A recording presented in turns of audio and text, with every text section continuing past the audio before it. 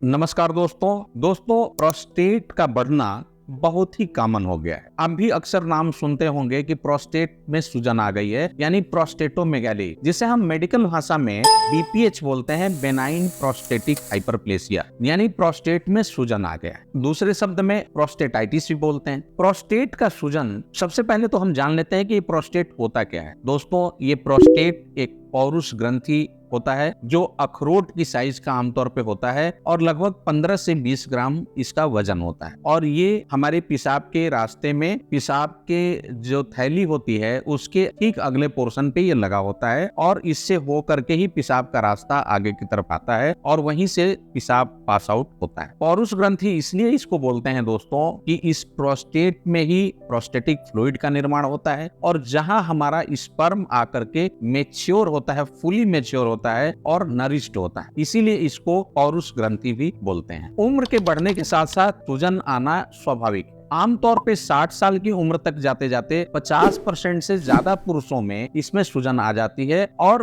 85 साल की उम्र तक जाते जाते 90% लोगों में सूजन आ जाती है। इस सूजन को हम चाहें तो काफी कम रख सकते हैं। दोस्तों, मेरा नाम है डॉक्टर अरविंद श्रीवास्तव, मैं एक होम्योपैथिक विशेषज्ञ, मऊ, उत्तर प्रदेश, भारत से। आज हम बात करने वाले हैं कि ये प्रोस्टेटोमेगाली होता क्या है, यानी प्रोस्टेटाइटिस होता क्या है, इसके लक्षण क्या होते हैं, कैसे हम समय रहते पहचाने, साथ ही इसके कारण क्या होते हैं, इसका इलाज क्या होता है और बचाव के उपाय क्या है। दोस्तों, होम्योपैथिक एक्सपर्ट होने के नाते मैं इस वीडियो के अंत में कुछ ऐसी होम्योपैथिक दवाएं बताने वाला हूं जो बहुत ही कारगर है प्रोस्टेट के सूजन में, प्रोस्टेट को ठीक करने में। तो आइए दोस्तों, बिना किसी देरी के हम जानते हैं कि प्रोस्टेट ग्रंथि में सूजन के लक्षण क्या होते हैं। पेशाब अचानक लगना और बार बार पेशाब लगना, जाने पर पेशाब करने में तकलीफ महसूस करना और पेशाब की जो धार है वो बहुत ही कमजोर हो जाती है, पतली हो जाती है और यहाँ तक कि जोर देने पर जाकर के पेशाब बाहर होता है। कभी कभी तो जब बहुत ज्यादा सूजन आ जाती है तो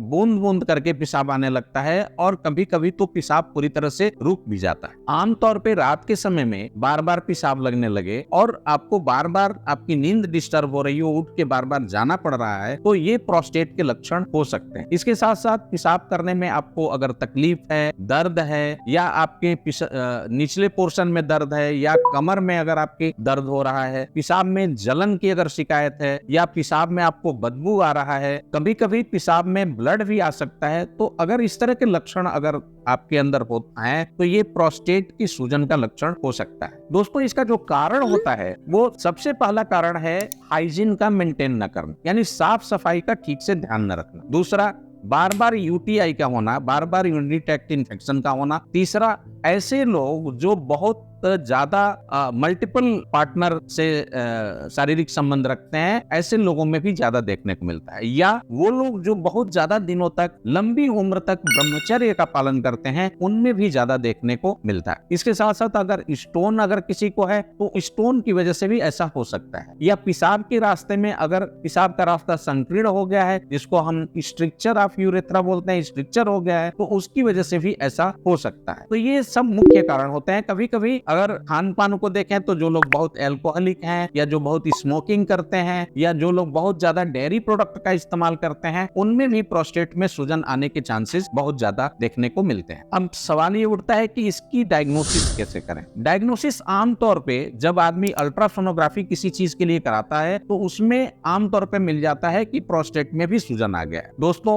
अल्ट्रासोनोग्राफी सबसे ज्यादा एक माध्यम होता है इसकी डायग्नोसिस का। दूसरा, अगर बहुत ज्यादा सूजन है और अगर आपके यूरिन में बदबू आ रहा है या आपके पेशाब में अगर ब्लड आ रहा है या ज्यादा तकलीफ है, तो हम पीएसए टेस्ट भी करा करके देखते हैं कि ये कैंसर मार्कर टेस्ट होता है कि प्रोस्टेट में कहीं कैंसर की कोई शिकायत तो नहीं है, संभावना तो नहीं है। तो पीएसए अगर बहुत ज्यादा बढ़ा हुआ है तो कैंसर की संभावना हो सकती है, प्रोस्टेट का कैंसर हो सकता है। और फिर ऐसे उसको कंफर्म करने के लिए फिर हम उसकी एमआरआई करा सकते हैं या हम बायोप्सी टेस्ट की जरूरत पड़े तो बायोप्सी टेस्ट भी करा सकते हैं। आमतौर पे जब प्रोस्टेट का मामला आता है तो हम डिजिटल एक एग्जामिनेशन करते हैं, जिसे हम फिंगर के माध्यम से करते हैं और फिंगर रेक्टम के थ्रू डाल करके और फिर हम देख लेते हैं कि प्रोस्टेट में किस तरह का सूजन है, कहीं पस तो नहीं बना है। अगर वो बहुत सॉफ्ट है तो पस हो सकता है उसके अंदर, या बहुत ज्यादा फर्म है तो उसके अंदर बहुत ही हार्ड हो सकता है, काफी फर्म सूजन हो सकता है उसके अंदर, या ट्यूमर हो सकता है। तो इस तरह से हम डिजिटल माध्यम से भी रेक्टम के थ्रू जान लेते। अब सवाल ये उठता है कि इसका इलाज क्या है। होम्योपैथिक एक्सपर्ट होने के नाते मैं आपको बताना चाहूंगा कि होम्योपैथी में बहुत ही रामबाण और बहुत ही अच्छी अच्छी दवाएं प्रोस्टेट के सूजन को ठीक करने के लिए है। कुछ दवाओं का हम यहाँ नाम लेंगे, लेकिन इस हिदायत के साथ कि कोई भी दवा आप अपने मन से नहीं लें, और जब तक आपको एक्सपर्ट की सलाह ले लें, एक्सपर्ट की सलाह पे ही आप दवाओं का इस्तेमाल करेंगे। कुछ दवाओं का नाम लूंगा, जैसे कोनियम मैक 200 पावर की 2-2 बूंद अगर आप सुबह शाम इस्तेमाल करते हैं तो ये बहुत अच्छी दवा है जो प्रोस्टेट के सूजन को कम करती है। दूसरी मेडिसिन है फाइटोलका, ये भी 200 पावर की 2-2 बूंद सुबह शाम इस्तेमाल करेंगे तो आपको काफी लाभ मिलेगा। तीसरी मेडिसिन है बेराइटा कार्ब। बेराइटा कार्ब एक बहुत ही अच्छी मेडिसिन है और आमतौर पे ओल्ड एज में जो प्रोस्टेटोमेगाली हो जाता है उसमें बहुत ही अच्छा काम करती है। 2-2 बूंद आपको 200 पावर की सुबह शाम लेनी है, बहुत ही अच्छा काम करता है। चौथी जो मेडिसिन है, जो इन तीनों मेडिसिन में से जो भी लेना चाहें उसके साथ साथ चौथी जो मेडिसिन है जो सबके साथ आप इस्तेमाल कर सकते हैं वो है सबाल सेरोलेटा क्यू। ये मदर टिंचर है एक तरीके का, और इसका 10-10 बूंद आप आधा कप पानी में डाल करके सुबह दोपहर शाम अगर इस्तेमाल करते हैं तो बहुत अच्छा लाभ मिलेगा। दोस्तों, एक रिक्वेट कंपनी का R25 आता है, वो भी बहुत अच्छा काम करता है, और 15-15 बूंद आपको सुबह दोपहर शाम थोड़ा पानी में डाल करके लेना है, और आपकी प्रोस्टेट में बहुत अच्छा लाभ देता है, प्रोस्टेट के सूजन को कम कर सकता है। अब सवाल ये उठता है कि हम प्रोस्टेट को बढ़ने ही न दें, यानी बचाव के उपाय क्या है। तो सबसे पहला कारण, ये जितने भी कारण हैं, चाहे वो यूरिनरी ट्रैक्ट इन्फेक्शन हो, या ब्रह्मचर्य का वो हो, या मल्टीपल पार्टनर से वो हो, या हाइजीन का मेंटेन न करना हो, या अल्कोहल या स्मोकिंग का मैटर हो, इन सारी चीजों को आपको कारण का निवारण कर लें, अगर आप दूर कर दें तो आपका प्रोस्टेट का बढ़ना रुक जाएगा, या प्रोस्टेट के प्रॉब्लम से आप बच सकते हैं। दूसरा, आपकी डाइट में थोड़ा सुधार करने की जरूरत है। जैसे ऐसे डाइट को लेने की जरूरत है जिसमें ओमेगा 3 फैटी एसिड की मात्रा पर्याप्त हो, जैसे सैल्मन फिश है, जितनी भी मोटी मछलियां होती हैं उनमें विटामिन B12 और ओमेगा 3 फैटी एसिड होता है, जो बहुत ही अच्छा है, हमारे किसी भी तरह के सूजन को कम कर सकता है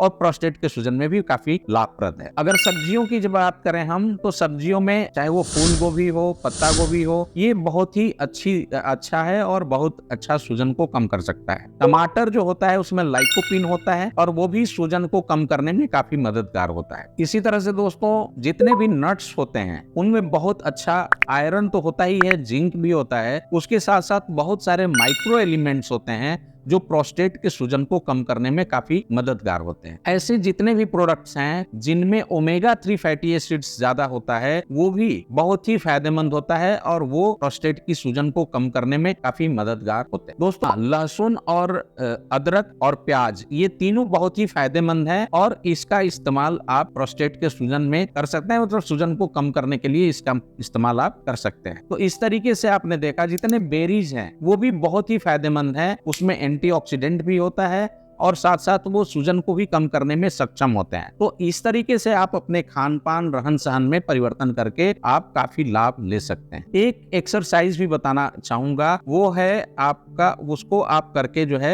आप काफी फायदा ले सकते हैं, और उसमें क्या होता है, संकुचित करना। आप जो पेशाब का जो सिस्टम है, यूरेथ्रा और इस सब चीजों को संकुचित करके बार बार संकुचन अगर उसमें करते हैं, एक्सरसाइज करते हैं, तो उससे आपको काफी लाभ मिलेगा और वो प्रोस्टेट के सूजन को कम करने में मददगार हो। दोस्तों, हमको उम्मीद है कि आपको ये वीडियो जरूर फायदा पहुंचाएगा और आपको अच्छा लगा होगा। अगर आपको अच्छा लगा है तो आप इसे लाइक करें, सब्सक्राइब करें और ज्यादा से ज्यादा दोस्तों मित्रों तक शेयर करें ताकि अधिक से अधिक लोग इसका लाभ उठा सकें। बहुत बहुत धन्यवाद दोस्तों, नमस्कार। आप अपने सेहत का बहुत ख्याल रखें।